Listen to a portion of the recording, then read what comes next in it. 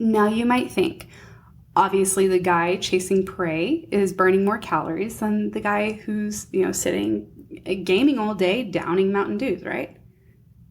The answer is actually no. What they found is that the indigenous people burn the same amount of calories as the average sedentary Westerner.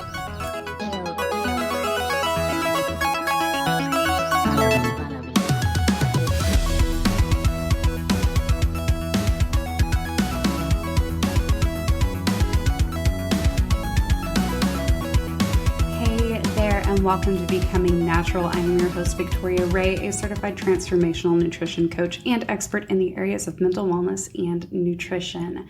This podcast is to provide you with the tools and knowledge that you could need to live a healthier and more natural life in our world today, where we're just kind of separating ourselves further and further from our roots as humans. Now today, I've got some really great information to share with you guys about the best type of workout for your body. You know, what's going to be the most beneficial to you, whether you're trying to lose weight, whether you're trying to gain muscle, or you just really want to be healthier overall. So first things first, why is it important that we even exercise at all? Let's look really quickly at the lifestyles of our ancestors. Now, I don't necessarily mean cavemen here, like, forever ago, just even 100 years ago, for example. So people were outside most of the day, right? They were in the sun, they were getting that good vitamin D, which we all know is very, very, very important. They were working on farms, they were digging wells, plowing fields, tending to their animals, getting eggs from their chickens or ducks or whatever kind of birds. And they were just basically doing physical activity overall in the environment. They weren't sitting around all day. They weren't staring at their screens. They were doing physical movements. They were walking. They were utilizing their muscles. Same thing with current indigenous populations. These people are immersively living in the environment. They're chasing their prey when they hunt. They're walking for miles, 10 miles, 20 miles. And they're building their homes physically, gathering water. They're picking berries. They're just, basically my point here is overall they are physically moving. Like they're actually moving and doing stuff. They're squatting, they're standing, they're jumping.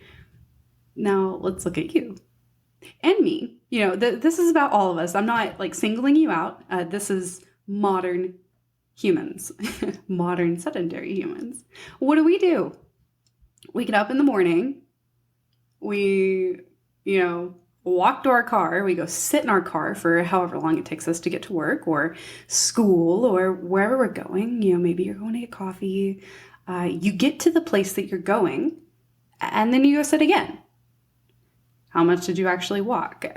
30, 40 steps? Maybe? Depends on how far you parked away from the door. Don't lie to yourself. Don't lie to me. I know y'all. You try to park by the door, drive around the parking lot for 20 minutes when there's 40 open spots near the back. But man, if I can just drive around for one more minute, that Prius in the front might move. Maybe I can park there. He just walked to his car. Really looks like he's going to move. I'm just going to take one more circle around the parking lot. Don't worry that I'm going to be late. It's okay. I'm going to get a close spot to the door and then I can run. I do this too. I do this sometimes. I try to be conscious of this and park further away, especially if I'm going to get groceries or something. And I'm like, gosh, it'd be easier if I just parked a little closer to the door. In reality, how much further is it for me to park out away from everybody? And my risk of somebody smacking my car with a cart is going to be much lower, because that happens because, people are assholes and they don't want to put their carts away. And if you are somebody who leaves your cart in the parking lot, shame on you, because it's probably smacked somebody's car. So you can get some extra steps that way. You put your cart up. Anyways, you can park away from the door a little bit. But if you don't, again, how much did you actually walk? Getting to your office, getting to your school, getting to the store, wherever you're going. So now you get in there, you're sitting down at your desk or wherever you're sitting. And how much do you actually get up from your desk and go walk around? Do you have a chance to get up and go walk around? Some of you can't leave. You have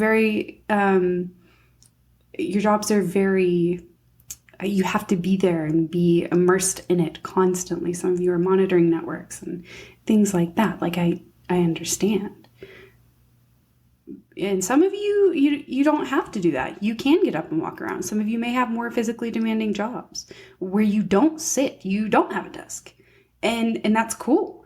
But the majority of people here that I'm talking about are sitting all day, every single day. We leave work, we get back in our car, so we're sitting again. And then what? We come home and then we sit on our couch because we're so tired because our brains are exhausted from doing paperwork or staring at a computer screen all day or listening to somebody tell us about their problems. And I don't know. So it's, you get so exhausted mentally. So you come home and you don't want to do anything. And then maybe you don't even want to cook dinner. So you order Uber Eats and now we have a meal delivered to us. We didn't have to go far other than to the door to pick that up. And, we do this day after day after day. So my point here is, how much are you actually moving in your day-to-day life? How important do you think it is that we add in exercise? If our biology is expecting us to, run around and move, our bodies were not meant to sit all day. We were meant to run, jump, walk around, lift things, be agile, be strong. Being sedentary is not what is best for you. It is not best for your brain. It is not best for your body. And it's not best for your DNA. We begin to see so much more disease in sedentary humans than in non-sedentary populations. When you have low muscle mass, especially the older you are, it gets very dangerous. You are in danger of developing osteoporosis, which is low bone density. Now, a study from the Journal of Korean Medical Science showed that there is a direct correlation between low muscle mass and low bone density. So the lower your muscle mass is, the lower the density of your bones. Now, I want to say something really crazy. I used to be an x-ray technician, and on x-rays, it is absolutely insane how you can see the bone density in people.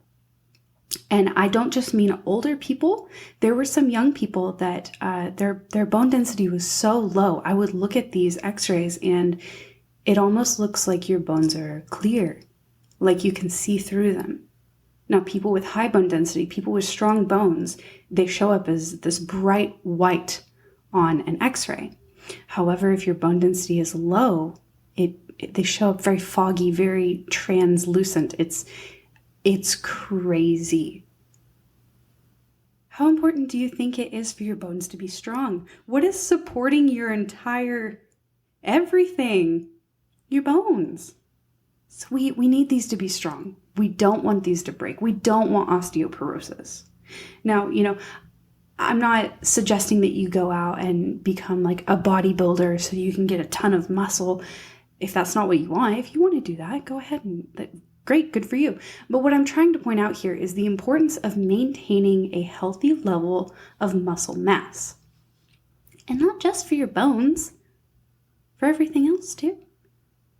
But one of the most common things that I hear from people against this is, Victoria, I'm trying to lose weight.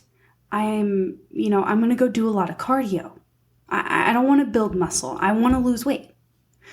Okay.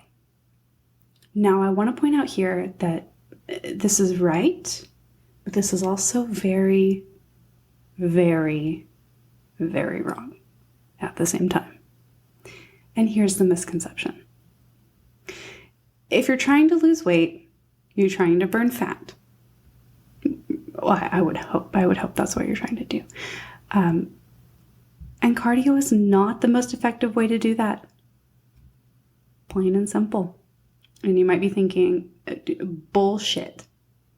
Everything I have ever seen, everything I have ever heard, my trainer told me this, and I trust that guy, I pay him a lot. And I know that running makes people burn fat because I have read that everywhere and I've been taught that since I was little. Now, basic science tells us that to lose weight, we need to burn more calories than what we're taking in. So calories in is less than calories out. And at a very, very basic level, yes, that is true. However, it is much more complicated than that. Here's the thing, you guys. Your body is very efficient and very, very smart. How do you think humans have survived this long and got to the tier of superiority in the animal food chain that we are at? It is by being amazing. Your body is absolutely amazing. Sometimes you may not feel like it. It does weird things, but it really, really is. It is very efficient. You may be burning, let's say, 300 calories from a run. I don't know. I'm just making this up. But okay, cool. So, running, doing the elliptical, jump rope, this stuff doesn't take much strength to do. You don't have to be very strong to go out and run. You don't have to be strong at all to get on an elliptical and move around for a while, right? You don't require a lot of muscle for that. Now, your body's going to adapt very quickly to this. One of the really cool things about cardio training is it is the type of exercise your body adapts to the most quickly. Like, that's super, super cool. You can start running. Let's say you've never been a runner before. You don't run. You do it a couple times a week. In a month from now, you can run very, very well. Like, that's super fast to adapt to that. Our bodies are amazing. So amazing that they will, in fact, stop burning as many calories when we do cardio training. Now, yes, you will burn more in the beginning, but since you adapt so quickly and so well, whether you think so or not, your body is not required to use the same amount of energy that it previously needed to. So initially you will see weight loss, but then you're going to get this very, very strong plateau where you're just not burning more fat. Another thing as well, a lot of the initial weight loss you see from heavy cardio training is not fat, it's actually muscle. Now, your body's just trying to be as efficient as possible, and it's partly doing that by tearing down some of that muscle that it does not see as necessary because it is not required for that type of training. It's not burning this muscle for fuel. Don't get me wrong here. It's just trying to become more efficient, so it is breaking that muscle down. And that is where we get some of that weight loss. Now, I am not a fan of people getting on scales.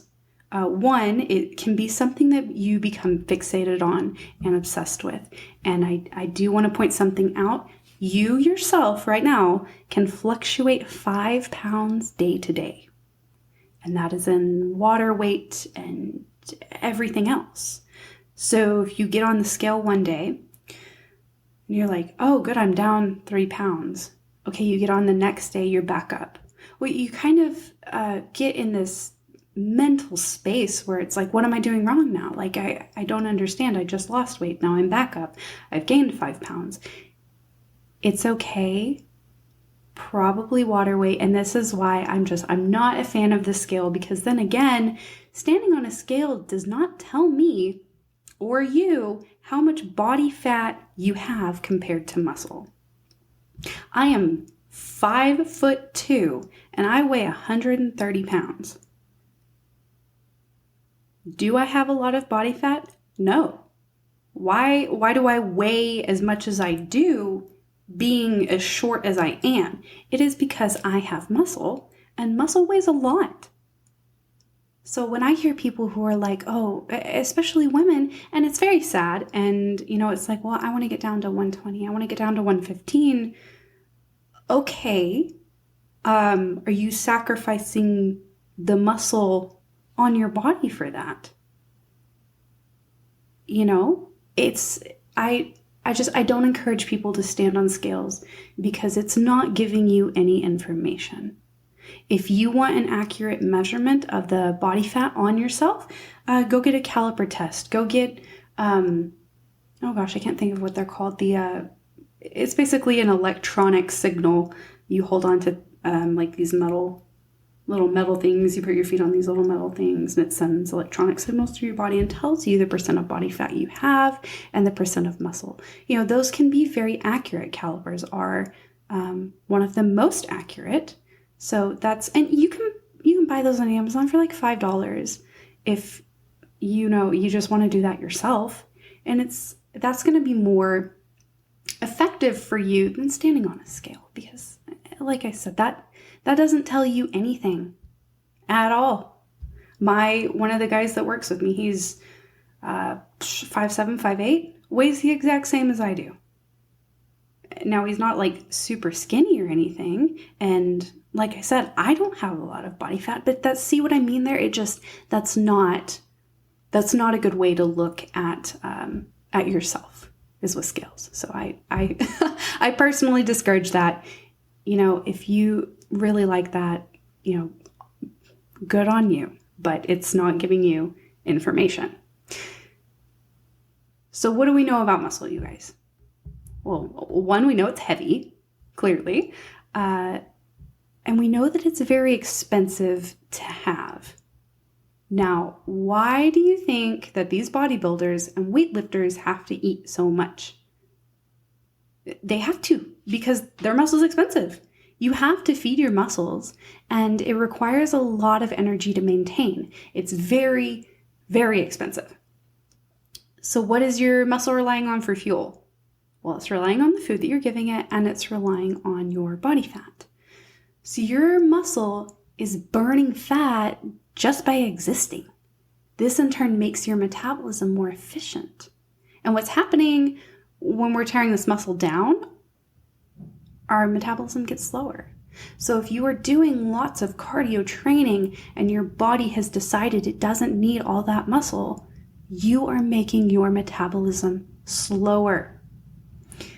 And when we start to eat less, because we aren't getting the weight loss that we want from this, and we just, we get in this really bad place of hardly eating and not being able to burn fat. This is going to make our sex drive low. It's going to inhibit hormone production. It's going to cause cognitive impairment, and it's just not a sustainable way of living. So if your goal is to burn fat, the question to ask yourself is, how do I get my body to burn more calories and fat on its own? And the answer is not by starving yourself. That's one of the absolute worst things you can do. If you're eating, 12 to 1,500 calories a day, your body, again, being very, very smart and adaptive, it will not be as efficient, and it will slow your metabolism on purpose so that you can survive on such a low caloric intake. For example, there was this really interesting study done on this tribe of indigenous people versus sedentary people. So they were comparing metabolisms of the two groups and how they burn calories. Now you might think, obviously the guy chasing prey is burning more calories than the guy who's, sitting gaming all day downing Mountain Dews, right? The answer is actually no. What they found is that the indigenous people burn the same amount of calories as the average sedentary Westerner. Now, how does that even make sense? Well, if you really think about it, it does. It makes a lot of sense. If humans had not adapted, if our bodies were not so highly adaptable and we had to burn like 10,000 calories a day while stalking our prey, we would not have made it as a species. Humans would have straight up just died off, become extinct. We wouldn't have been able to eat enough. We were already chasing our meal, to get those calories, to get that energy. We wouldn't have made it. We would have starved to death. So that's how that makes sense. So then what is the best type of training for fat loss if it's not cardio? That, my friends, is going to be resistance training. Now, this is training that builds your muscle. So weightlifting, body weight training, resistance bands, any type of training that's going to make you stronger. It's going to make your muscles stronger. And here's the cool thing. You don't have to be in the gym 6 days a week. You don't. Some of the strongest and biggest bodybuilders only train 4 to 5 days a week. So unless you're trying to get to that place, you really don't have to spend all that time there. You can do an effective workout in 30 to 45 minutes, 3 days a week, and get amazing results. Now, I suggest full body workouts unless you are specifically training for something. But if you're just, the average human existing, and you just want to be in better health, you want to be stronger, full body workouts are amazing. They're so good for you. 3 days a week. That's honestly really all you need. And yeah, you do need to have a little bit of a plan in the gym. Just kind of going in there and doing this and that isn't really going to get you the results you're looking for. But lifting weights, doing push-ups, doing pull-ups, squats, bench presses, all of these things are going to benefit your muscle growth and in turn burn fat and increase your metabolism. Now, another thing I hear a lot, and honestly, you think you would hear this more from women, but I hear this from men a lot too. And I'm kind of surprised by this, but I don't want to get big and bulky. I don't want to lift weights because I don't want to get big and bulky. My brother in Christ, the fat is what is making you big and bulky. You will be so much leaner without it. Muscle is lean. If you want to get big, you got to put in a lot of work. Seriously, especially for the ladies out there. You're not going to get She-Hulk arms from lifting 3 days a week. I am sorry to crush your hopes and dreams, but that is just not gonna happen. So please don't be afraid of getting too bulky from lifting weights. Go ask that guy in the gym who's big as fuck. He'll probably tell you how much he has to lift, how much time he has to dedicate to it, what he has to eat to maintain it, the supplements he is taking. I really just want to, get this fear out of people's heads. You're not gonna look like that dude unless you're putting in the work like that dude or that girl in the gym. You're not going to look like that by lifting 3 days a week.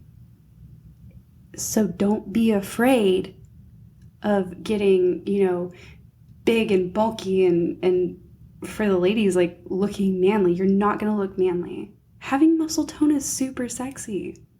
Like, come on, it is. So don't be afraid of that.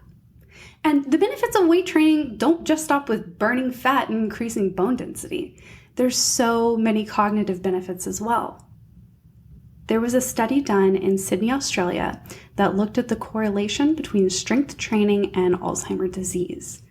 What they found is that the strength training slowed down and even stopped the progression of Alzheimer's. That's absolutely incredible. And, one reason could be that strength training increases insulin sensitivity, and we do now know that Alzheimer's is being referred to as type 3 diabetes. So strength training, it increases your insulin sensitivity. This is huge, you guys. This is such a big discovery for us.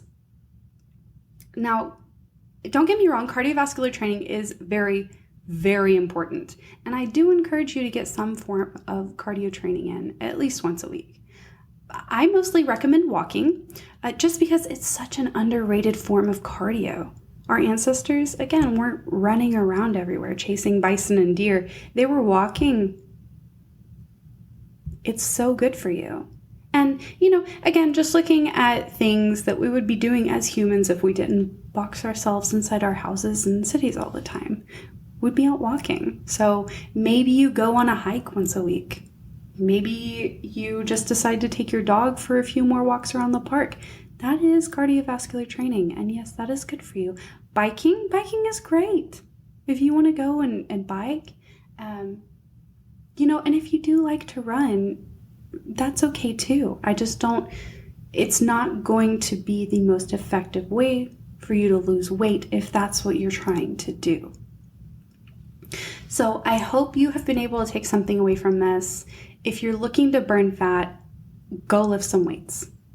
That's going to be the best way to do that. If you're training for a marathon, I also suggest you lift some weights too.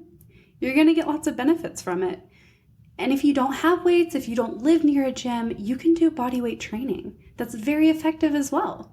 There's so many videos and programs and even free stuff on YouTube that's full body workouts with just body weight, resistance training.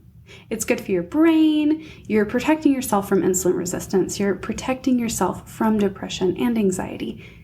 And your muscle's going to burn fat for you. It's pretty cool, right? So as always, thank you guys so much for hanging out with me today.